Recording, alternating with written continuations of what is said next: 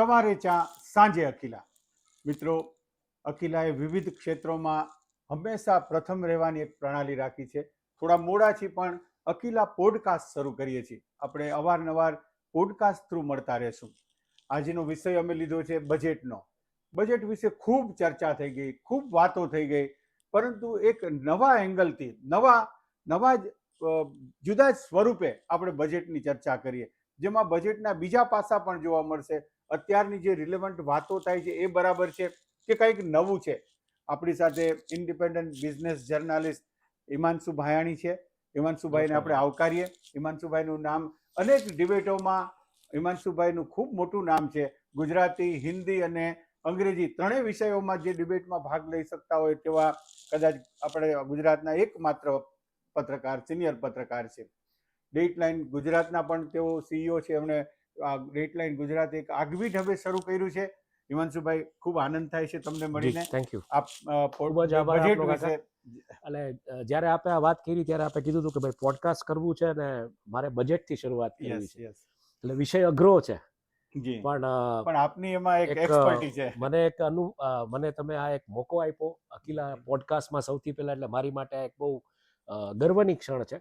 અને ભગવાન દ્વારકાધીશને હું પ્રાર્થના કરું કે આ પોડકાસ્ટ બહુ સફળ જાય. આમાં ઘણા બધા લોકોને તમને મળવા આવતા અને જે તૈયારી દાખવે વાત કરવાની, તો તમે એનું આખું એક વૃત્તાંત એમની સાથે આખી વાત કરી અને વ્યવસ્થિત રીતે એમની પર્સનાલિટીને, એમને કરેલા કામોને તમે સરસ રીતે લઈ જઈ શકશો. કારણ કે અખબારમાં જે રીતના હું તમારા આર્ટિકલ્સ ને બધું વાંચું છું, જે ઇન્ટરવ્યુઝ જોઉં છું, ચાહે પછી કોઈ નાનકડુંક ઉદ્યોગ ચલાવતી વ્યક્તિ હોય કે કોઈ એમ કે ભાઈ બૂટ બનાવતી વ્યક્તિ હોય કે કોઈ મીઠાઈ વાળા હોય, તો આને તમે કે કોઈ ગામડામાં કોઈ ગુલ્ફી વાળા હોય, તો આઈ થિંક આવા બધા લોકોને જ્યારે તમે પોડકાસ્ટમાં લઈ આવશો ત્યારે પોડકાસ્ટની આખી મજા એક જુદી હશે. આજનો વિષય તો ડેફિનેટલી તમે બહુ અઘરો પણ તમારા માટે સહેલો છે. તમે ખૂબ એમાં ઊંડા ઉતરેલા છો. અને આજે બધા એક જ વાત, 12 લાખ રૂપિયા તમને ટેક્સ ફ્રી ઇન્કમ આપી દીધી છે. ત્યારે હું માનું છું બીજા ઘણા બધા મુદ્દા છે. જીએસટી માં આટલા બધા કર નાખ્યા, ત્યારે બજેટમાં રિલેવન્સ કેટલું છે, ઘણા બધા મુદ્દા. કંઈક એ વિશે પ્રકાશ પાડો. એટલે હવે છે ને, એને જે વાત કરી છે 12 લાખની, એ નવા ટેક્સ સ્ટ્રક્ચર રિજીમમાં જો તમે જોશો તો 12 લાખ રૂપિયા સુધી 10% છે બેઝિકલી. સાવ નથી. એટલે આના ડોક્યુમેન્ટમાં છે. આ જે બજેટની હાઇલાઇટનું જે ડોક્યુમેન્ટ છે, એટલે તમારા દર્શકોને દેખાડવાનો પ્રયત્ન કરીશ કે આ જે છે ને, આ પર્ટિક્યુલર એરિયા 8 થી 12 લાખ ને 12 થી 16 લાખ, એટલે આમાં બેઝિકલી સરકાર ટેક્સ સાવ મફત આપશે એવું નથી. ઝીરો ટેક્સની જાહેરાત છે, પણ ટેક્સ નવા ટેક્સ રિજીમમાં તમે જશો તો એ રીતની વાત છે. બજેટ મૂળભૂત રીતે, કાકા આપ બી સમજો છો કે બજેટ મૂળભૂત રીતે શું હોય છે કે સરકાર એક જાહેરાત કરે છે કે નાણાકીય વર્ષ જે હવે આવવાનું છે, એટલે 1 ફેબ્રુઆરીએ જાહેરાત કરે, 31મી માર્ચે નાણાકીય વર્ષ પૂરું થાય, પાછલું જે નાણાકીય વર્ષ. એટલે નવા નાણાકીય વર્ષમાં 1 એપ્રિલથી લઈ અને 31 માર્ચ 2026, હવે આપણે આ 2025માં વાત કરીએ છીએ, એટલે 1 એપ્રિલ 2025 થી લઈ અને 2026 31 માર્ચ સુધી સરકાર ખર્ચો કેટલો કરશે અને સરકાર પાસે આવક ક્યાં સ્ત્રોતોથી આવશે. હવે આમાં ઇન્ટરેસ્ટિંગ વસ્તુ કાકા એ છે કે હું પાછું એક ડોક્યુમેન્ટ દેખાડીશ. એ ડોક્યુમેન્ટમાં બહુ સરસ રીતે રજૂ કરવામાં આવી છે આખી વાત. અને એમાં જે વાત છે ને, એ તમને કહું કે સરકારે એવું કીધું છે કે રૂપિયા કહા સે આતા હૈ. એટલે આ રૂપિયો ક્યાંથી આવશે એની એક આખી વાત કરવામાં આવી. થોડા એક વખત સાઈડમાં રાખી દે. રૂપિયો ક્યાંથી આવશે, આ આખું જે એક રૂપિયાના સિક્કા તરીકે કે 100 રૂપિયા તમે લો, એવી રીતે. એટલે રૂપિયો ક્યાંથી આવશે, એટલે આ હું તમારા દર્શકોને દેખાડવા માંગુ છું કે આ આખું એક ડોક્યુમેન્ટ છે. આ ડોક્યુમેન્ટ્સ બધા તમને ઇન્ટરનેટ ઉપર અવેલેબલ છે. તમે ખાલી યુનિયન બજેટ 25-26 ડોક્યુમેન્ટ્સ કરીને સર્ચ કરશો તો આ બધા તમને ફાઇનાન્સ મિનિસ્ટ્રીની વેબસાઇટ ઉપર મળી જશે. હિન્દી ભાષામાં પણ છે. એટલે બજેટ આમ તમે જુઓ તો આમ સરળ વિષય છે, કારણ કે રૂપિયા ક્યાંથી આવશે, ક્યાં ખર્ચાશે, અને આમ તમે જુઓ તો લોકો આમ ઓલું સમજે કે આ બહુ કોમ્પ્લેક્સ. પણ આના તમારે હવે દસ્તાવેજો હિન્દીમાં પણ ઉપલબ્ધ છે, એટલે કોઈને જો સમજવું હોય તો એના ઉપરથી પણ સમજી શકે. હવે આમાં જે કાકા લખ્યું છે રૂપિયા ક્યાંથી આવશે, તો તમે આખું જોશો તો રૂપિયા આવવાના છે ક્યાંથી, તો કે કોર્પોરેટ ટેક્સમાંથી 17 પૈસા કોર્પોરેટ ટેક્સમાંથી આવશે, 22 પૈસા છે ઇન્કમ ટેક્સમાંથી આવશે, પછી કસ્ટમ્સમાંથી 4 પૈસા આવશે અને જે બીજી કેન્દ્રની અમુક જે શુલ્કો જે લાગુ પડતા હોય છે એમાંથી 5 પૈસા આવશે. જીએસટી માંથી કાકા 18 પૈસા આવશે અને નોન ટેક્સ રિસીપ્ટ જે અમુક હોય છે એમાંથી 9 પૈસા આવશે અને નેટ ડેટ કેપિટલ રિસીપ્ટ જે હોય છે એમાંથી લગભગ 1 પૈસા જેવું આવશે. એટલે બાકી બચ્યા 24 પૈસા. તો એ 24 પૈસાની કાકા આપણે ઉધારી કરીએ છીએ. એટલે 100 રૂપિયામાં 24 રૂપિયા આપણે ઉધારી ઉપર લઈએ છીએ. હવે આમ તમે જોવા જાઓ તો આ વખતના બજેટમાં ઉધારી છે એ 3 પૈસા ઓછી છે. ગયા વખતના બજેટમાં ઉધારી છે એ 27 પૈસા હતી. રાઈટ? એટલે હું દેખાડીશ અહીંયા પોઈન્ટ કરીને કે આજે ગયા વર્ષનું જે બજેટ હતું એમાં ઉધારી 27 પૈસા હતી અને આ વખતનું જે બજેટ છે એમાં ઉધારી લગભગ 24 પૈસા છે. એટલે 3 પૈસા ઉધારી ઘટી છે. તો 3 પૈસા વધ્યા ક્યાં છે એ સમજવું પડશે આપણે. તો 3 પૈસા વધ્યા છે ઇન્કમ ટેક્સ જે છે એમાં ગયા વર્ષે 19 પૈસા આવ્યા હતા. ઇન્કમ ટેક્સમાં આ વખતે 22 પૈસા વધ્યા છે. 22 એટલે 3 પૈસા વધ્યા છે. એટલે જે 3 પૈસા વધ્યા છે એટલે આ જે બે ફેક્ટર્સ છે એને સમજવા પડશે તમારે. એક જે આ ઇન્કમ ટેક્સ અહીંયા જ કેટલો છે ને અહીંયા કેટલો છે અને અહીંયા જે બેઝિકલી ઉધારી વધી ઘટી કેટલી છે. પણ ઇન્ટરેસ્ટિંગલી કાકા વસ્તુ એવી થઈ છે કે આખા બજેટનું જે આઉટલે છે એ આઉટલેમાં લગભગ 51 લાખ કરોડ, એટલે એમ તમે માનો ને કે આંકડો લગભગ થાય છે 50 પોઈન્ટ સમથિંગની આસપાસ. હું તમને કહું કેટલો આંકડો થાય છે. એટલે જે ખર્ચ જે થવાનો છે એ રફલી થવાનો છે 50.65 લાખ કરોડ અને જે આવક છે નેટ આવક જે છે બોરોઈંગ વગરની એ આવક છે 34.96 એટલે 35 લાખ કરોડની આવક છે ને 51 લાખ કરોડનો ખર્ચો. આમાં પોઈન્ટ વાળામાં મુદ્દામાં બિઝનેસ જર્નલિસ્ટ છે ને અમે ફૂલ વેલ્યુ એટલે એમ તમે માનો કે 35 લાખ કરોડની આવક છે અને સામે ખર્ચો 51 લાખ કરોડ એટલે રફલી 16 લાખ કરોડનો ગેપ પડે છે. હવે આ તમે બોરોઈંગ નું તમે આખું તમને દેખાડ્યું કે કઈ રીતનું છે, પણ બોરોઈંગ પછી સૌથી મોટી જે વસ્તુ છે એ શું છે કે આ તમારા પૈસા આવશે બોરોઈંગ માંથી 24 પૈસા જે રીતના આમાં આખા ઓલા પરિપ્રેક્ષમાં. એટલે તમે 50 લાખ ના તમે 24% લેખે લઈને ચાલો તો એટલા બોરોઈંગ માંથી આવશે. એટલે 50 ના તમે 24% લઈને ચાલો તો રફલી હું એમ માનું છું કે 10 લાખ કરોડ, 10 લાખ નહીં પણ તમે બીજા 4% એમાં ઉમેરો એટલે 12 થી 13 લાખ કરોડ જે છે એ બોરોઈંગ માંથી આવશે. તો સામું હવે જે છે એ કેવી રીતના છે કે રૂપિયો જાય છે ક્યાં.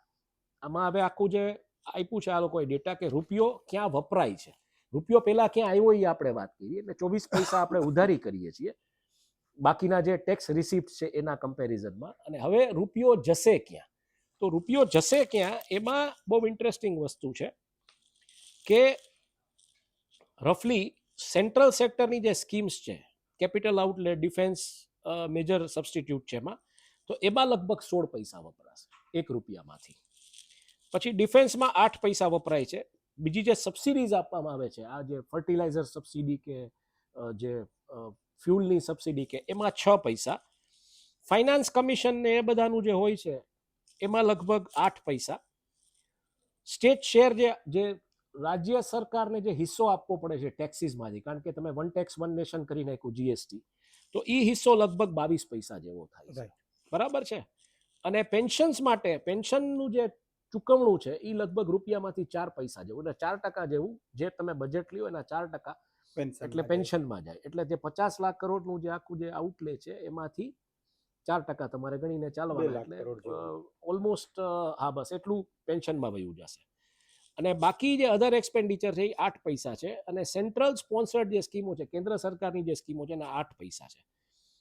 બેલેન્સ જે પૈચું 20 પૈસા. તો 20 પૈસા શેમાં જાય છે તો કે 20 પૈસા વ્યાજના દર ચૂકવવામાં જાય છે.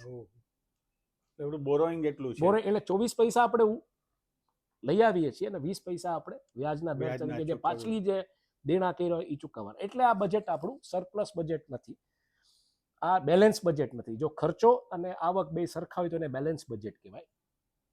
ખર્ચા કરતા આવક વધારે તેને સરપ્લસ બજેટ કહીએ. પણ જ્યારે આવક કરતા જાવક વધારે એટલે આવક કરતા ખર્ચો વધારે હોય તો એને ડેફિસિટ વાળું બજેટ કહે છે, ઘાલખાત વાળું જે બજેટ કહે છે આ ઘાલખાત વાળું બજેટ છે. હવે આમાં ઇન્ટરેસ્ટિંગલી એક ફેક્ટર જે આવે છે એ છે કે જે પેમેન્ટ ચૂકવવાનું છે એ 20 પૈસા છે અહીંયા અને ગયા વર્ષે 19 પૈસા એ વધ્યું. ઇન્ટરેસ્ટિંગલી વ્યાજના દરો વિશ્વમાં ઘટી રહ્યા છે અથવા સ્ટેબલ રહી રહ્યા છે, પણ ક્યાંક આપણો જે રૂપિયો ઘસાય છે એને કારણે આ આપણે જે પણ બોરોઈંગ આપણે વર્લ્ડ બેંકથી કે ક્યાંયથી પણ લીધું હોય કે ઇવન વિધિન ધ નેશન જે કાંઈ આપણે આ કિસાન વિકાસ પત્ર કે બીજું ત્રીજું એના થ્રુ જે સરકારે લીધા હોય પૈસા રોકાણકારો પાસેથી એ ચૂકવણામાં આ અસર પડે છે.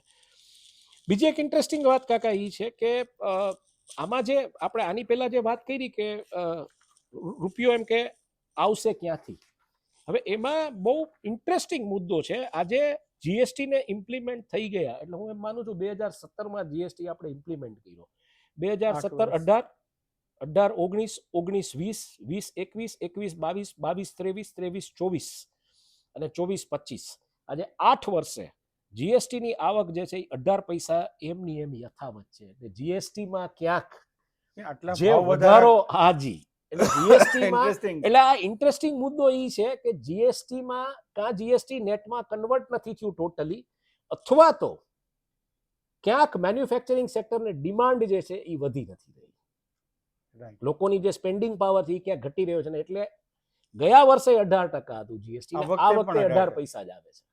અને એટલે જીએસટી હા ટેક્સેશન વધ્યું છે, ઘણી બધી વસ્તુઓને ટેક્સમાં આવરી લેવામાં આવી છે, પણ એ પરિસ્થિતિમાં છે. એટલે આ થયું રૂપિયો ક્યાંથી આવે છે, રૂપિયો ક્યાં જાય છે. હવે શું છે શું કાકા કે આમ તમે જોવા જાવ ને તો કેન્દ્રનું બજેટ છે એ 2014 પહેલા એવું હતું કે લોકો બજેટની રાહ જોતા. શું કામ જોતા? કારણ કે ત્રણેક ફેક્ટર્સ એમાં બહુ મહત્વના હતા. એક હતું રેલવે બજેટ આગલે દિવસે એ આખું કાઢી નાખ્યું.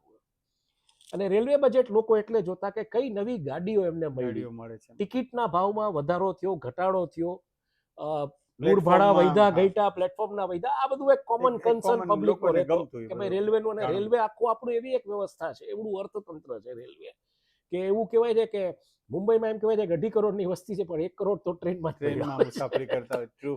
એટલે રેલવે આખી એક એવી વ્યવસ્થા છે. દેશની આખી જે વસ્તી છે ને બહુ મોટો હિસ્સો જો તમે એને મોબિલ ફોર્સ તરીકે ગણો તો એ રેલવેમાં જ હોય છે, જે પ્રકારની ટ્રેનથી મુસાફરીઓ લોકો કરતા હોય છે. એટલે એ આખું બજેટ હટાવી દેવામાં, એટલે એક એરિયા ઓફ ઇન્ટરેસ્ટ તમારો ઘટતો ગયો એમાં. પછી શું હતું કે બજેટની અંદર મોટા ભાગે બજેટ લોકો એટલે જોતા કે ભાઈ કઈ વસ્તુના ભાવ વધ્યા ઘટ્યા, ફર્નિચરના ભાવ વધ્યા ઘટ્યા, વોશિંગ મશીનના કે ટીવીના ભાવ વધ્યા ઘટ્યા, મોબાઈલના ફોન ઘટ્યા વધ્યા, કમ્પ્યુટરનું શું થયું, પેટ્રોલમાં કઈ રીતનો વધારો આવે છે કે શું છે શું નહીં. કારણ કે એમાં ઓઇલ માટેનું એક પ્રોવિઝન હોય કે હવે વૈશ્વિક માર્કેટમાં માની લો કે પ્રતિ બેરલ જે તેલનો ભાવ છે એ માની લો કે $75 આસપાસ રમતો હોય તો એનું એક ચોક્કસ ગવર્મેન્ટ નક્કી કરે કે $70-75, અને એ જે સબસિડી અપાતી હતી એ રીતના અપાતી હતી કે માની લો કે $75 બેન્ચમાર્ક લઈને સરકાર ચાલી રહી છે, ભાવ વધીને $80, $120, $110 પહોંચ્યો તો એ સરકાર પબ્લિક માથે બોજો ન નાખતી, પણ એ સબસિડી રૂપે, ફ્યુલ સબસિડી રૂપે એટલું સરકાર ભોગવતી. એટલે આ બધા ફેક્ટર્સ એ બજેટમાંથી હવે નીકળી ગયા, અને નીકળવાનું કારણ એ છે કે જીએસટી કાઉન્સિલ, જીએસટીની કાઉન્સિલની મીટિંગ મળે અને એમાં નક્કી થાય કે છાસમાંથી ટેક્સ છે કે બિસ્કિટના પેકેટમાંથી ટેક્સ છે. એટલે બજેટનો આખો જે ક્રક્સ હતો એ ઓલમોસ્ટ એ રીતના ખતમ થઈ ગયો. એવું થયું ને કે આખા વર્ષ દરમિયાન જે બજેટમાં એકવાર કર નાખતા, આ તો દર 2-3 મહિને રિવ્યુ કરતા જાય છે ને હવે એમાં નાખતા જ જાય છે. અને બીજું શું છે કાકા, એ લોકો પાસે એક બહુ મોટો ડેટા આવી રહ્યો છે. આ ડેટા ક્યાંથી આવી રહ્યો છે, આ ઇન્ટરેસ્ટિંગ છે. તમે છેલ્લા ઘણા દિવસોમાં જોયું હશે કે સ્વિગી ને ઝોમેટો ઉપર કયા પ્રકારની ચીજો લોકો મગાવે છે, પનીર ટિક્કા છે કે બિરયાની છે, કે એના ઉપરથી એને ખબર પડે છે કે મારે કયા કયા એરિયામાં કર વધારે નાખવાના છે, કન્ઝમ્પશન ક્યાં વધારે છે. આ મોટામાં મોટો ડેટા છે. 140-150 કરોડની આબાદી, ભારત દેશ સૌથી આબાદીવાળો વધારતો દેશ, અને એમાં મેટ્રો શહેરોમાં જ્યાં પૈસાની આવક છે, લોકો પાસે નોકરીઓ છે, હજી તો આ બધું ગામડાઓમાં તો એવું બધું નથી કે તાલુકા સેન્ટર્સમાં એવું નથી, પણ શહેરોમાં, ડિસ્ટ્રિક્ટ્સમાં જ્યાં છે અને જ્યાં લોકો આ બધી એપ્લિકેશન્સ વાપરે છે, એ એપ્લિકેશન્સનો ડેટા ઉપરથી ખબર પડે છે, કારણ કે એના ઉપરથી જીએસટી પણ નક્કી થાય છે. રાઈટ? એટલે એ લોકો કાંઈ મગાવે, ફૂડ પણ આજ તમે કાંઈ મગાવો તો ડિલિવરી ઉપર તમારો જીએસટી, જે પણ તમે ફૂડ આઈટમ મગાવી, પિઝા મગાવ્યું કે પાઉંભાજી મગાવી કે ફોર દેટ મેટર થાળી મગાવી, તો એના ઉપર જીએસટી સાથેનું બિલ આવે છે. અને એ સીધું કાં ડિજિટલી પે થાય છે. એટલે એ ડિજિટલ પેમેન્ટના આખા ડેટા ઉપરથી ખબર પડે છે કે લોકોએ બિરયાની વધારે ખાધી કે લોકોએ એના દ્વારા એના ઉપર છોલે પૂરી વધારે ખાધા કે છોલે ભટુરે વધારે ખાધા કે નોનવેજ વધારે ખાધું, એના ઉપરથી પછી આખી ટેક્સ પેટર્ન નાખી. અને એટલે આપણે આ જોયું. એટલે બીજો એક એલિમેન્ટ આ હતો, એ બજેટમાંથી ખતમ થઈ ગયો. ત્રીજો એલિમેન્ટ જે બજેટમાં હવે યથાવત છે અને લોકો હજી બજેટ એના માટે જુએ છે એ છે ઇન્કમ ટેક્સ. કે મને જે આવક મળવાની છે એમાં મને શું હવે સરકાર આપી રહી છે. આ વખતે નિર્મલા સીતારામને તો જે પછાડીને કહી દીધું કે 12 લાખ સુધી ઝીરો ટેક્સ, એટલે પબ્લિક તાનમાં આવી ગઈ. પણ વાસ્તવિકતામાં તમે ન્યૂ ટેક્સ રિજીમનું આખું સ્ટ્રક્ચર જુઓ તો ઝીરો ટેક્સ સાવ નથી એવું છે. એટલે ન્યૂ ટેક્સ રિજીમમાં તમે જાઓ તો આખી વ્યવસ્થાઓ એ રીતની છે.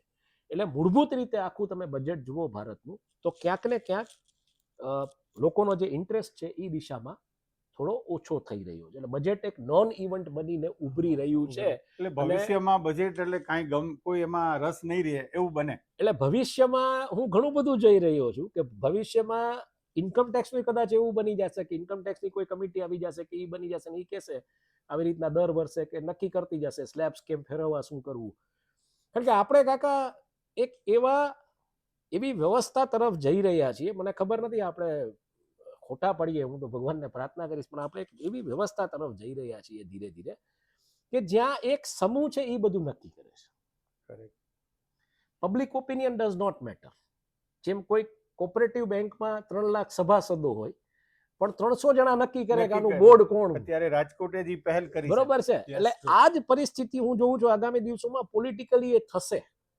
અને જો હવે તમે બહુ ઇન્ટરેસ્ટિંગ છે, આપણે એક ભાઈ આયા આપણે ત્યાં જે નોકરી કરે છે એને બહુ સરસ વાત કરી કે 2 વર્ષ પછી તમે જ્યારે 8મું પગાર પંચ લઈ આવશો ત્યારે મોટો તમને ચંક ટેક્સ નો આવશે. ઈ તમે સમજાવો શું થશે. એટલે એમાં શું છે કે અત્યારે તમે આ 12 લાખની નીચે જો કાકા સરકારે 27 પૈસામાંથી 24 પૈસા બોરોઈંગ કર્યું, એનો અર્થ 3 પૈસા બોરોઈંગ ઘટાડ્યું. એ 3 પૈસા એને કાઢ્યા ક્યાંથી તો કે ઇન્કમ ટેક્સ માંથી. જે 19 પૈસા તો એ 22 પૈસા છે આ વખતે. એટલે ઇન્કમ ટેક્સ વધી રહ્યું છે, એવું નથી કે નથી વધી રહ્યું. હવે સરકાર ઇન્કમ ટેક્સ ક્યાંથી વધારી રહી છે તો કે ભાઈ જે પણ આવી ઇન્કમ સ્લેબ્સ કે બધું નવું ડિક્લેર કરીને જે રીતના થાય છે, અને કાલ સવારે તમે એને ટેક્સ રિજીમમાં આવશે એ લોકો કે માની લો કોઈ ક્લાસ 4 અધિકારી છે તો ક્લાસ 4 છે જે સરકારી કર્મચારી, તો એનું અધિકારી તો નહીં પણ સરકારી કર્મચારી, કારણ કે ક્લાસ 1 ને ક્લાસ 2 અધિકારીઓ હોય છે. એટલે ક્લાસ 4 નો જે પગાર વધશે કર્મચારીનો, ઈ પગાર કેવડો હશે? ઈ 12 લાખની ઉપર પહોંચી જશે. બરાબર છે, 20 લાખ ઉપર થશે. તો ઈ પાછું સરકારને મળવાનું છે અને એમાં તો બહુ મોટો ચાન્સ મળે. અચ્છા, બીજું શું થયું છે આ 12 લાખ માટે બહુ એટલે જે રિએક્શન્સ તમે જોશો ને કાકા, ઈ ક્યાં છે? રાજકીય રિએક્શન્સ વધારે છે. ઇકોનોમિસ્ટ કોઈ આ બજેટને સારું કે ખરાબ નથી કહી રહ્યા. એ લોકોને સમજવું અઘરું છે કે આ ખરેખર કઈ દિશામાં બધું જઈ રહ્યું છે. દેણું રાષ્ટ્રનું વધી રહ્યું છે, એ એક બહુ મોટી નરી વાસ્તવિકતા છે અને ગંભીર છે. બરાબર. એટલે જે વ્યવસ્થાઓ આપણે જોઈ રહ્યા છે, એટલે હું કહું છું કે આપણે ખોટા પડીએ, પણ વ્યવસ્થાઓમાં હું એ જોઈ રહ્યો છું કે એક એવો સમય કદાચ આવશે કે 150 કરોડની આબાદી વતી ખાલી 1.5 કરોડ લોકો પાસે જ વોટિંગ રાઇટ હશે. એવું બને, આપણે ભગવાનને પ્રાર્થના કરીએ કે એવું ના થાય, પણ એવી સંભાવના હું જોઈ રહ્યો છું. કારણ કે તમે હમણાં થોડા દિવસ પહેલા સમાચાર વાંચ્યા હશે. હવે જો સરકારી જે પણ કઈ વાહનો છે કે સરકારી જે પણ કઈ છે એને ઈ જ કાકા 100 રૂપિયાનું પેટ્રોલ કે ડીઝલ પુરાવવું પડે છે. એને કઈ સબસિડાઇઝ ડીઝલ મળતું નથી. એટલે સરકારની જે આખી એક વ્યવસ્થા ને એનો જે ખર્ચો છે એમાં ક્યાંય કાપ નથી આવતો, એને મોંઘવારી નડે છે. હવે એ પરિસ્થિતિમાં સરકાર રૂપિયા ક્યાંથી લઈ આવશે? જો ઇન્કમ ટેક્સનો સ્લેબ તમે આવો ઝીરો કરી નાખો કે આ બધું કરો, તો આપણે હમણાં સમાચાર વચ્ચે જોયા કે એવી એક વ્યવસ્થા કદાચ આવશે કે કેમેરામાંથી સીધું તમારા વાહનની ડિટેલ્સ એને આધાર આરે લિંક કરીને બેંકમાંથી સીધા રૂપિયા કાપી. આ એક પ્રકારનું ટેક્સ કલેક્શન જ છે, તમે સમજો. બરોબર છે, પેનલ્ટી કલેક્શન છે પણ ટેક્સ કલેક્શન છે. એટલે સરકારનું બહુ ક્લિયર છે, સરકાર ક્યાંયથી પણ ટેક્સ વસૂલશે. તમને જાણીને નવાઈ લાગશે,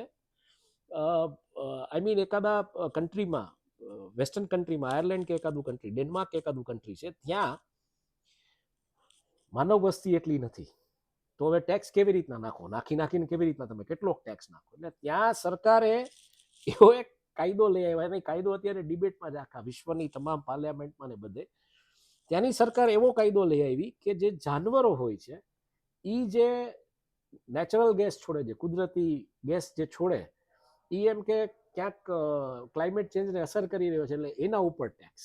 એ ઓડકાર ખાય કે એટલે જ્યાં, એટલે સરકારને શું છે, એનું જે તંત્ર ચલાવવાનું એમાં ગમે ત્યાંથી ટેક્સની વ્યવસ્થાઓ ગોતશે, એને પૈસા જોઈએ છે. અને આ પરિસ્થિતિઓમાં આ બધું થશે. હવે આપણે છે ને કાકા એક બહુ ઇન્ટરેસ્ટિંગ મુદ્દો એમાં બીજો એ છે, હું તમને કહી દઉં કે દીપા કઢાઈ છે ને એ જોતા કે એક એલોકેશન છે મિનિસ્ટ્રીઝને કેટલા રૂપિયા આ લોકોએ આપ્યા છે. જી અને ઈ ડેટા જો આપણે જોઈએ ને તો આપણને બહુ નવાઈ લાગે કે ઈ ડેટા હું તમને કાઢીને દેખાડું. મિનિસ્ટ્રીનું જે એલોકેશન છે એમાં બહુ સરસ રીતે, એટલે જે 50 લાખ 51 લાખ કરોડમાં જુદી જુદી મિનિસ્ટ્રીને એલોકેટ કરવા પડે, કારણ કે ખર્ચો તો એના હસ્તગત થવાનો છે. ડિફેન્સનું બજેટ કાકા 4.88 લાખ કરોડની આસપાસ છે, એટલે 5 લાખ કરોડ આપણે લઈને 5 લાખ ચાલીએ. પકડીએ છીએ. પણ સામું સૌથી મોટું બજેટ જો કોઈનું હોય તો મિનિસ્ટ્રી ઓફ ફાઇનાન્સનું છે, હમ. 17.17 લાખ કરોડ. ઓહો. બરોબર. હવે 33% 17.17 લાખ કરોડમાંથી આ 33%, હવે 17.17 લાખ કરોડમાં કોકને એમ લાગે કે મિનિસ્ટ્રી ઓફ ફાઇનાન્સ આટલું બધું બજેટ શું કરવા એમ, પણ 17.17 લાખ કરોડમાંથી લગભગ એમ તમે માનો કે જે દેણું ચૂકવવાના છે ને ઈ કંઈક 12.76 લાખ, 13 લાખ કરોડ તો ખાલી દેણું ચૂકવવામાં આવ્યા. ઓહો. એટલે આજે ચારવા કૃષિ કહી ગયા છે ઓલરેડી ને, 25% થયા. બરાબર, જે ચારવા કહી ગયા છે ને હા, કે દેણું કરીને ઘી ઘી પીવું, પીવું જોઈએ. એ નરેન્દ્રભાઈ લોકસભાની ફ્લોર ઉપર કીધું હતું. પણ ઈ ચારવાક ઈ સંદર્ભમાં કહી ગયા હતા કે દેણું કરીને એટલે ઘી પીવું બધું ખતમ થઈ ગયું. એ જમાનામાં મહેનત કશ રહેવું પડતું, લોકોએ યુદ્ધમાં લડવા જવું પડતું, રથ ચલાવવા પડતા, પછી મહેનત મજૂરી કરવી પડતી. હવે આજના જમાનામાં તમારે આ ચારવાકનું વાક્ય એટલે લાગુ નથી પડતું, કારણ કે જેમ ડોક્ટર મનમોહન સિંહે કીધું, બહુ મોટા અર્થશાસ્ત્રી સ્વર્ગીય ડોક્ટર, એટલે long term we are all dead, એટલે તમે જે લ્યો છો વ્યાજ ને એ બધું, એ ભવિષ્યમાં તમારી આવનારી પેઢીએ એનાથી સહન કરવું પડશે. એટલે આ બધું છે. હવે ઇન્ટરેસ્ટિંગ મુદ્દો કાકા તમે જુઓ, બીજું એક બહુ ઇન્ટરેસ્ટિંગ તમને દેખાડું કે મિનિસ્ટ્રી ઓફ કમ્યુનિકેશન એનું જે બજેટ છે લગભગ 55,362 કરોડ. આજે ચાઇના, યુએસએ આ બધા એઆઈની દુનિયામાં કેવડું મોટું ક્રાંતિ લઈ આવી રહ્યા છે.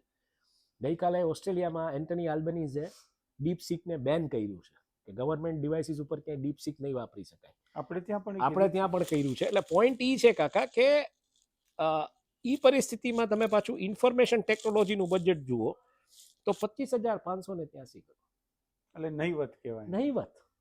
જ્યાં તમારે ખરેખર જે સર્વિસ સેક્ટર જેનો હિસ્સો સૌથી મોટો છે ઇકોનોમીમાં, એમ તમે માનો કે લગભગ 55-60% હિસ્સો સર્વિસ સેક્ટરનો છે, 20-25% જે હિસ્સો છે એ મેન્યુફેક્ચરિંગ ઇકોનોમીનો છે, અને બાકીનો જે છે એગ્રીકલ્ચર સેક્ટરમાંથી. સૌથી વધારે એમ્પ્લોયમેન્ટ એગ્રીકલ્ચર સેક્ટર આપે છે.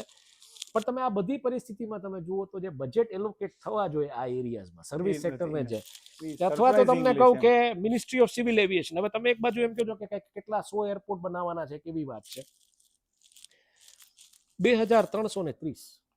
એટલે તો નહીં પીનટ્સ જેવું થયું. રાજકોટનું એરપોર્ટ છે, કમાલ ઈ જ લગભગ કેટલા કરોડનું બન્યું. ઘણા એક જ એરપોર્ટ એક જ એવું એરપોર્ટ કેવી રીતે આમાં બને? કેવી રીતના કરશું?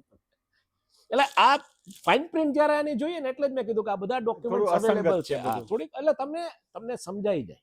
Yes. અને આમાં શું છે કાકા કે આ એક વર્ષની અંદર બધું ઇમ્પ્લિમેન્ટ કરવું શક્ય નથી. જ્યારે પેલા એવી વાતો આવતી હતી કે એમ કે ભાઈ સ્માર્ટ સિટી 100 બજેટમાં જ બધી ચર્ચાઓ થઈ હતી. બજેટમાં થયેલી તમામ ચર્ચાઓમાં તમે જુઓ તો કોઈ ઇમ્પ્લિમેન્ટ થઈ રહેલો પ્રોજેક્ટ કોઈ મોટા પાયે તો એ બુલેટ ટ્રેનનો. બાકીના જેટલા પ્રોજેક્ટ્સ કે જે મેમોરિયલ, વોર મેમોરિયલ બનાવવાના હતા કે એ બધું બનાવ્યું છે. બાકીના જેટલા પ્રોજેક્ટ્સની જે વાત હતી એમાંનું તમે જુઓ અત્યારે એની વિશે કોઈ ચર્ચા જ નથી. હવે તમે પાછા આવી ગયા છો એગ્રીકલ્ચર, એમએસએમઈ, કારણ કે તમને સમજાયું કે ભારત ઇનવર્ડ ઇકોનોમી છે. બહાર તમે ચાઇનાનો 17% વર્લ્ડમાં ટ્રેડ હિસ્સો છે, આપણો 2.5% છે. હમણાં છેલ્લે જે ડેટા 2.5% છે. એટલે એ 2.5% ને માની લ્યો કે 100% સ્કેલ કરવો છે, 5% લઈ જાવ છે. કયા પ્રકારના પોર્ટ્સ જોઈએ આપણે, કયા પ્રકારનું રેપિડ એક્સપાન્શન જોઈએ, કયા પ્રકારના રસ્તાઓ જોઈએ, કયા પ્રકારના આપણી પાસે ટેકનોલોજી જોઈએ, એ બધી વસ્તુ માટે તો છે ને. અને એનાથી મોટું ઈ કદાચ ચાલો બનાવી નાખ્યું, પણ એના માટે જે ફીડિંગ થવું જોઈએ મેન્યુફેક્ચરિંગ સેક્ટરમાં, એ મેન્યુફેક્ચરિંગ સેક્ટર આજે બહુ ખસ્તા પરિસ્થિતિમાં. સુરતમાં પરિસ્થિતિ આજે ઈ છે, અમારે સાડીના શોરૂમ વાળા અમુક મિત્રો છે એમની સાથે હું બેઠો તો એમ કહે છે કે સુરતમાં પરિસ્થિતિ આજે ઈ છે કે તમે આવો અહીંયા રોકાવ હોટલમાં, તમારો ઓર્ડર લઈ જાઓ, જે તમારે ઓર્ડર કરવો હોય 1 કરોડ 2 કરોડનો એ લઈ જાઓ અને રૂપિયા રોકડા મૂકો ને પછી તમારો માલ બનશે. અને એ ભાઈ બહુ સ્પષ્ટપણે ત્યાં મોટા કારખાના વાળાઓ કહે છે કે અમને કારખાનું હલાવવામાં રસ છે, કદાચ આમને જમીન વેચી નાખશું તો એમને રૂપિયા મળવાના છે. એટલે ધંધો કરી શકે નહીં એવી પરિસ્થિતિ અત્યારે ઊભી થઈ ગઈ છે. તમને તો એવું જ આપણે જુઓ તો તમે મોરબી તરફ હું જાતો હોઉં છું, જી 80% નાના કારખાનાઓ બંધ બંધ છે. છે. મોટા કારખાનાઓ ચાલે છે સરસ રીતે, હા.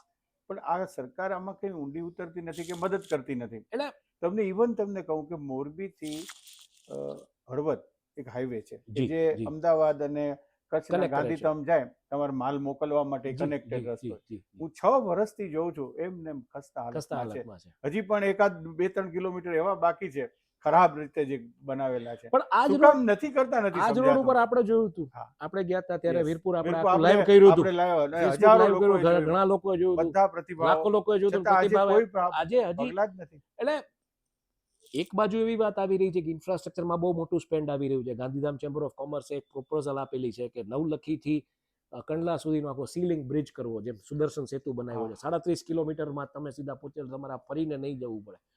પણ એ બધા પ્રોજેક્ટ થશે, પણ એક્ઝિસ્ટિંગ નું શું, એની કોઈ વાત ક્યાંય આવતી નથી. રાજકોટ અમદાવાદ હાઈવે નથી થતો કમ્પ્લીટ. તમને જાણીને નવાઈ લાગશે કે ડિહાઇડ્રેશનની દુનિયામાં, એટલે ડિહાઇડ્રેશન જે ડુંગળીનું આ લોકો અર્ક ડુંગળીનો કાઢે આપણે ને બધું, કરીએ છીએ આમ. મહુવા એમાં ચાઇનાને હંપાવે છે. ઓહો. પણ મહુવામાં ડુંગળીના ડિહાઇડ્રેશનનો કારખાનાનો માલિક સ્કૂટર ઉપર જાય છે, કારણ કે મહુવા ગામમાં રસ્તાઓ એવા નથી કે એ 15-16 લાખની ગાડી ત્યાં ઉતારી શકે. અરે રે રે રે. આ પરિસ્થિતિ છે. બહુ ખરાબ. એટલે જે ઇન્ફ્રાસ્ટ્રક્ચર હોવું જોઈએ, હવે માની એમાં- લો કે તમારે અહીંયાથી કન્ટેનર કાઢવું છે, No. It's toughest. કોઈ ટફેસ્ટ જોબ. હવે તમે આજે હળવદ વાળો રસ્તો કીધો ને, જે કઈ કીધું મોરબીથી, અઘરો. હવે મોરબીથી એ લોકોને તો કાકા મરી ક્યાં જાય, એ લોકોને તો બ્રેકેજ આવે. જે આ ટાઇલ્સ છે કે હા, નળિયા છે, એમાં breakage બ્રેકેજ આવે. હવે જો બ્રેકેજ અમુક ટકાથી વધી ગયું કાકા, તો એને Reject થાય. રિજેક્ટ થાય એનો રિજેક્ટ પણ. થાય આખો માલ. એટલે આ પરિસ્થિતિ, એટલે તમે કદાચ, હું તમને કહું કે 2.5% વર્લ્ડ ટ્રેડમાં જે હિસ્સો છે એ 5% કરી નાખો, પોર્ટ સી લેવલના બનાવી નાખો, રસ્તા ઈ લેવલના, મેન્યુફેક્ચરર્સને તમે કેવી રીતના પ્રોત્સાહન આપો? આપણે ત્યાં એ પ્રોત્સાહન નથી ચોક્કસ. રાજકોટનો મશીન ઉદ્યોગ ખલાસ થઈ ખલાસ ગયો. થવાના આવે છે. જામનગરનો બ્રાસ બ્રાસપાટ ઉદ્યોગ ઉદ્યોગ ખલાસ થઈ ખલાસ ગયો. થવાના આવે છે. ભાવનગરનો પેલો અલંગનો અલંગ ઉદ્યોગ તો અત્યારે બહુ ડીપ ક્રાઇસિસ. અલંગમાં Deep સૌથી crisisમાં છે. ઓછા શિપ ગયા વર્ષે આવ્યા છે, એનું કારણ રૂપિયો ઘસાઈ રહ્યો છે. એટલે ઈ બાઇંગ છે, એ લોકોને કોસ્ટલી પડે. ઈ જ અસર કાકા હીરા ઉદ્યોગ ઉપર છે. હીરામાં તો હજી નેચરલ ને રફ ડાયમંડ ને ઓલા લેબ ગ્રોન ને કારણે લેબ ગ્રોનમાં સર્વાઈવ થઈ રહ્યા છે, પણ પરિસ્થિતિ અલ્ટિમેટલી ડિમાન્ડ જે હોવી જોઈએ demand નથી. સાહેબ, તમને એક વાત કહું, હમણાં દિલ્હી ગયો તો જી અને ત્યાં ગામઠી હાટમાં ગયેલો હું. જી. જે જુદા જુદા સ્ટેટની ત્યાં ત્યાં ચીજો છે, વેચાય છે. દિલ્હી હાટ છે. તો એક અગરબત્તી વાળો કંઈક લડાખથી આવેલો છે. ઓહો. મને અમસ્તો વાતમાં એને આનંદ આવ્યો કાંઈ. મને કે સાહેબ, અમે જિંદગીમાં હવે ફરીથી મત અમે આ સરકારને, ભાઈ શું તકલીફ પડી તમને આવી બધી?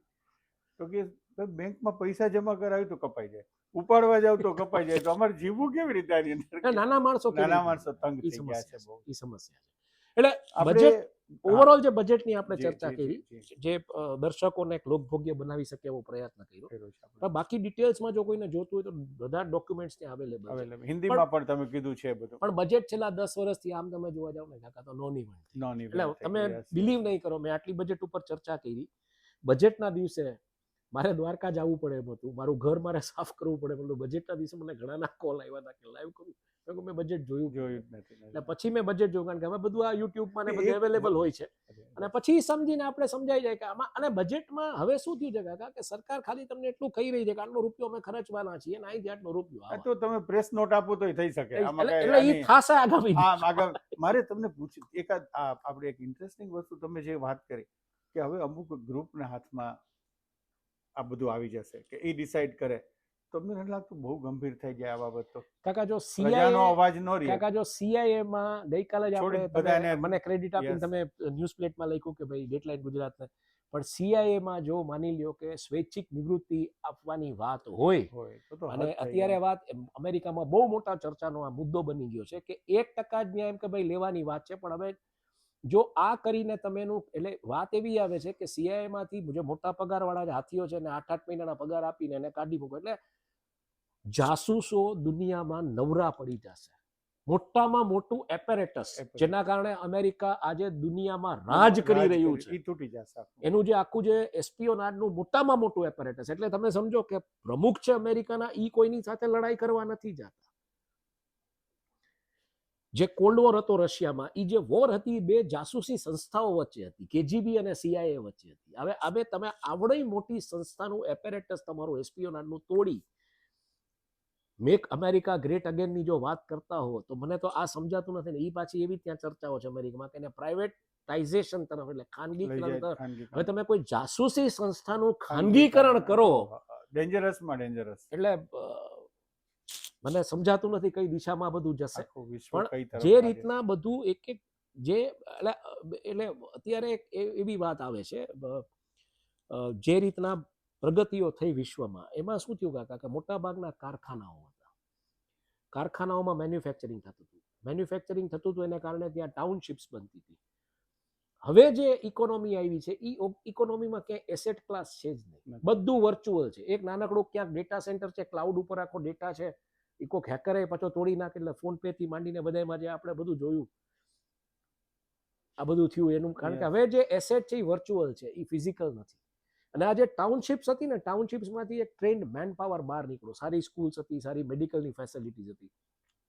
આપણે દ્વારકા જઈએ છીએ, જોઈએ છીએ એસએસસી ફેક્ટરીનો જે આખી ટાઉનશિપ ને બધું કેવું હતું. આજે એ ટાઉનશિપ કલ્ચર ખતમ થઈ રહ્યું છે. મેન્યુફેક્ચરિંગ ઇકોનોમી ખતમ થઈ રહી છે. વર્ચ્યુઅલ દુનિયા જઈ રહી છે ને એમાં હવે જે સમય આવી રહ્યો છે એ કેવો છે કે એક જમાનામાં લોકો એને ઓલિગાર્ચ કહેતા. ઓલિગાર્ચ એટલે આજે બધા તેલિયા રાજાઓ જે દુનિયામાં જે છે એ બધા એમ કે માલે તુજાર થયા અને એ લોકોએ પછી જે રીતના રશિયામાં બધા કંટ્રોલ કર્યા એને ઓલિગાર્ચ કહે છે. પણ હવે જે આ ઇલોન મસ્ક જેવો બ્રાસ આવી ગયો છે માર્કેટમાં એને હવે ટેકનોગ્રાફ્સ કહે છે. અને હવે જે દુનિયા છે એમાં આખી વોટ ટેકનોગ્રાફ્સની છે. અને આજે તમે જુઓ ડીપ સીક ક્યાંથી આવ્યું એની માથે ચાઇના માથે ચિપ્સનો બેન હતો. અમેરિકાથી ચિપ્સ નહોતા મગાવી શકતા. એને એવી આઉટડેટેડ ચિપ્સ ઉપર એવી પ્રોડક્ટ ઊભી કરી લીધી કે કોઈને ખબર. અને તમે વિચાર કરો એવી પરિસ્થિતિ કે આજે આ જ વાત છે કે સીઆઈએ તમને આ લેવલનું ગ્રાઉન્ડ ઇન્ટેલિજન્સ આપે. તમે ડ્રોનથી હુમલો કરી શકો છો ક્યાંય પણ. કોકના ઘડિયાળના કાંટા ક્યાં છે એ તમે જોઈ શકો છો તમારી સેટેલાઇટથી. પણ એ ઇન્ટેલિજન્સ કે આ માણસ અહીંયા હશે એ તમને જે ગ્રાઉન્ડ ઇન્ટેલિજન્સ ફોર્સ આપતી હતી જે ત્યાં ફેરિયાના સ્વરૂપે એ બંધ થઈ ગયું. એટલે તમને ખબર ન પડી કે ડીપસીકનું કામ ચાઇનામાં થઈ રહ્યું હતું. અને ત્યારબાદ અલીબાબા આવ્યું. અલીબાબા કે અમારું, અને ત્યારબાદ બીજા 2-3 જણ આવ્યા. એટલે ઇન્ટરનલી એ કેવડું મોટું કામ થઈ રહ્યું હતું એટલે ગ્રાઉન્ડ ઇન્ટેલિજન્સ જ નહોતું. એમાં તમે દુનિયાની મોટામાં મોટી ઇન્ટેલિજન્સને ખતમ કરવા. એટલે આ જે ટેકનોગ્રાફ્સ છે ને આખા એ બહુ મોટો. અને ટેકનોગ્રાફ્સ એવું છે કે ટેકનોગ્રાફ્સની તમે આમ વાત જોવા જઈએ તો કેવું છે કે એક જમાનામાં વોડાફોન ને આઈડિયા છે એકબીજા સામે લડતા હતા ટેલિકોમ ઇન્ડસ્ટ્રીમાં. પછી બે મર્જ થઈ ગયા. 75,000 લોકો નોકરી વગરના થઈ ગયા. અને આજે સેલફોન હવે ક્યાં જ ગાયબ થઈ જશે ખબર નહીં પડે. કારણ કે ઓલી એઆઈ પિન્સ આવી ગઈ છે જે તમને હાથમાં તમને બધું ડેટા આપી દે છે. અને મસ્ક છે એ સેટેલાઇટ ફોન તમને આપવાના છે કે દુનિયામાં તમે દરિયામાંથી એ વાત કરી શકો અને જંગલમાંથી એ વાત કરી શકો.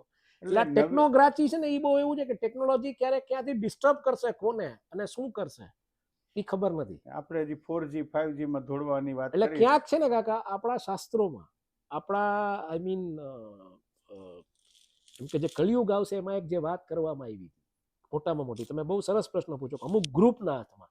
એટલે એમાં વૈશ્ય એટલે જે ધંધો કરનારી પ્રજા છે, 4 વર્ણ જે છે, ક્ષત્રિય, બ્રાહ્મણ, વૈશ્ય અને શૂદ્ર. એમાં વૈશ્ય માટે એમ કહેવામાં આવ્યું કે વૈશ્ય ધંધો એવી રીતના કરશે કે સમાજમાં સામાજિક વ્યવસ્થાઓમાં સમસ્યાઓ પેદા થશે. અને અત્યારે થવાનું ચાલુ થઈ ગયું. પણ આપણે એક નવો વિષય છેડ્યો છે આજે શરૂ કર્યું. આપ સૌને ગમ્યું કે નહીં અમને જરૂરથી જણાવજો. ફરી પાછા નવા વિષય સાથે મળતા રહેશું. નવા સબ્જેક્ટ ઉપર પણ વાત કરતા રહેશું. આપ પણ સૂચન કરજો કે કઈ જાતના પોડકાસ્ટ આપને ગમે છે, ગમે છે જરૂરથી વાત કરજો. નવા ચહેરાઓ પણ તમે નવા ચહેરા આપણે લઈ આવશું. ઘણા લોકો મળવા આવતા હોય ચોક્કસ આપણે અહીં અનેક લોકો મળવા આવતા છે. એમાંથી વિભૂતિઓને મળતા રહેશું. નાના માણસોને પણ મળતા રહેશું. ક્યારેક એમની પાસેથી પણ મહત્વનું પાસું મળતું હોય છે. ખૂબ ખૂબ આભાર. છેલ્લી વાત એટલી કહી કે દિવાળી વખતે તમે જો જોયું હોય તો દિવાળી વખતે તેલના ભાવ અને જે કાચી સામગ્રીના ભાવ હોય એને કારણે આખી નમકીન ઇન્ડસ્ટ્રીને બહુ પ્રોબ્લેમ મોટો થયો છે. નહીં તો દિવાળી ફેસ્ટિવલ્સ છે એમાં લોકોની ડિમાન્ડ હોય પણ એ ભાવ એવા થઈ ગયા હતા કે એમાં સર્વાઈવ થવું ભાવ એવા એબનોર્મલ ઊંધા ચડતા પડ્યા કે નમકીન ઉદ્યોગ આખો. એટલે એ બધી વસ્તુ સામે સરકારે પોતાનું એક કવચ બનાવવું પડશે. આજે વૈશ્વિક આમાં શું થયું છે કાકા કે પી ચિદમ્બરમ જ્યારે ફાઇનાન્સ મિનિસ્ટર હતા ત્યારે બહુ સરસ વાત કરતા કે દુનિયામાં ક્યાંય સમસ્યા થાય તો એ સમસ્યાઓ ભારતને નડે છે અને એ સમસ્યાઓનું જ્યારે નિરાકરણ આવે છે તો એ ભારતને નડે છે. કારણ કે ભારત એક ઓઇલ ઇમ્પોર્ટિંગ ઇકોનોમી છે. હવે તમે તેલ ઇમ્પોર્ટ કરવા માટે તમારે કરન્સી ઇમ્પોર્ટ કરવી પડે છે. એટલે તમારે રૂપિયાની સામે તમારે ડોલર લઈ આવવો પડે છે.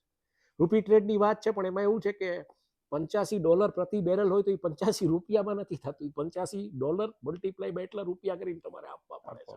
અને રશિયામાં જે પરિસ્થિતિ છે કે રૂપી ટ્રેડ આપણે કર્યું તો રશિયામાં કે રૂપિયા કોઈ લેતું નથી, તો કે હવે તમે હથિયાર આપો, એટલે હવે આપણે હથિયાર આપીને જ રૂપિયા પાછા લઈ ગયા. એટલે આ બધી પરિસ્થિતિઓ છે. અને એમાંથી જો કંઈ આપણે પૈસા બચ્યા આપણા મેન્યુફેક્ચરિંગ સેક્ટરમાં અને કન્ટ્રી પોતાનું સોવરેન રેટિંગ વધારવા માટે ગોલ્ડ લઈએ, તો ગોલ્ડે આપણે બનાવતા નથી, ગોલ્ડે આપણે બહારથી અને ગોલ્ડ બહારથી મગાવવા માટે પાછી આપણે કરન્સી બાય કરવી પડે.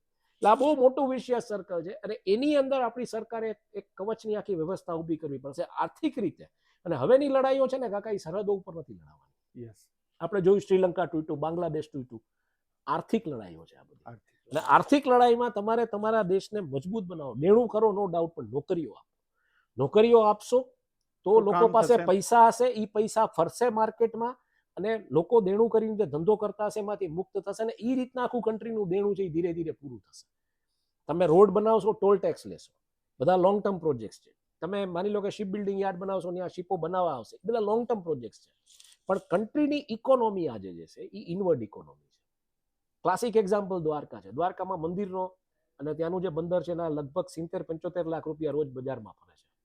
વિશ્વ આખામાં મંદિર તમને જોવા મળે, દ્વારકામાં કોઈ દિવસ તમને મંદિરની અસર ના થાય. આખી એક ટેમ્પલ ઇકોનોમી છે. ફોર ધેટ મેટર કોઈ પણ સ્થાન તમે લઈ લો, વીરપુર તમે લઈ લો, કે તમે અંબા માતાજીનું ટેમ્પલ લઈ લો, કે તમે આશાપુરા માતાજીનું ટેમ્પલ કચ્છમાં લઈ લો, કે સોમનાથ લઈ લો, ક્યાંય તમને એટલે તે ઇનવર્ડ ઇકોનોમી છે ને એ તોડોમાં, એ ડિમાન્ડ તોડોમાં, એને તમારે ઇન્ટેક્ટ રાખવી પડશે. બહારનું તો પછી જેથી થવાનું છે તેથી થશે, આ મજબૂત રાખવું પડશે. ખૂબ આનંદ આવ્યો અને ઘણી વાતો કરી આપણે બજેટ ઉપર નવી. આપ સૌને ગમ્યું હશે, આપનો અભિપ્રાય જરૂરથી આપજો. ફરી મળતા રહેશું. સવારે ચા, સાંજે અખિલા.